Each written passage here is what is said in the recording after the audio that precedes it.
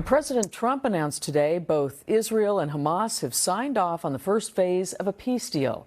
Israeli Prime Minister Benjamin Netanyahu also acknowledging that an agreement had been reached. NBC4's Macy Jenkins joins us now to explain the details here. Macy. Hi, Carolyn. Well, this comes 2 years and a day after the conflict between Israel and Hamas began with the attacks at that music festival. Now, in this first phase, Hamas has agreed to release the remaining 20 hostages, and Israeli troops will withdraw from populated areas of Gaza. Now, President Trump called it a great day for the Arab and Muslim world, as well as Israel, surrounding nations, and the United States. Family members of Israeli hostages gathered in Washington, D.C. this week to mark 2 years without their loved ones, posting this video earlier today. Our loved ones, the hostages, are coming home. We will not stop fighting until we see the last of the 48 return to their family. President Trump announcing on Truth Social the first phase of a deal reached between Israel and Hamas to end the war in Gaza.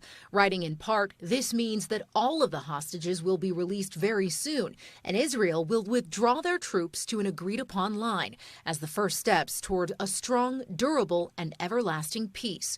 He addressed the talks during a roundtable discussion at the White House today. I was just dealing with people from the Middle East, Arab people and other people on the potential peace deal for the Middle East. Peace for the Middle East, it's a beautiful phrase, and it seems to be going well, so we'll let you know. Israeli Prime Minister Benjamin Netanyahu calling it a great day for Israel. He plans to approve the agreement on Thursday and, quote, bring our beloved hostages home with God's help. UCLA political science and global studies professor Benjamin Rad says once the deal is officially signed on Sunday, both parties will have a 72-hour period to exchange hostages and prisoners. But again, this is not an indication that the entire 20-point plan is accepted and going forward. This is just this initial phase.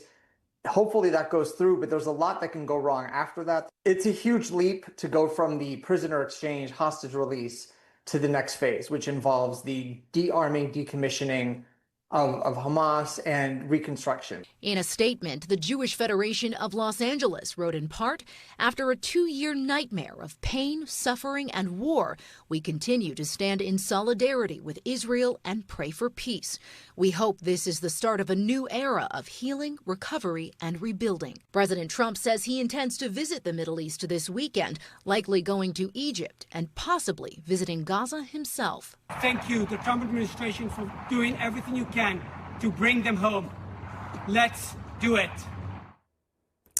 Rad says many questions remain around whether Trump's 20-point plan can be fully implemented.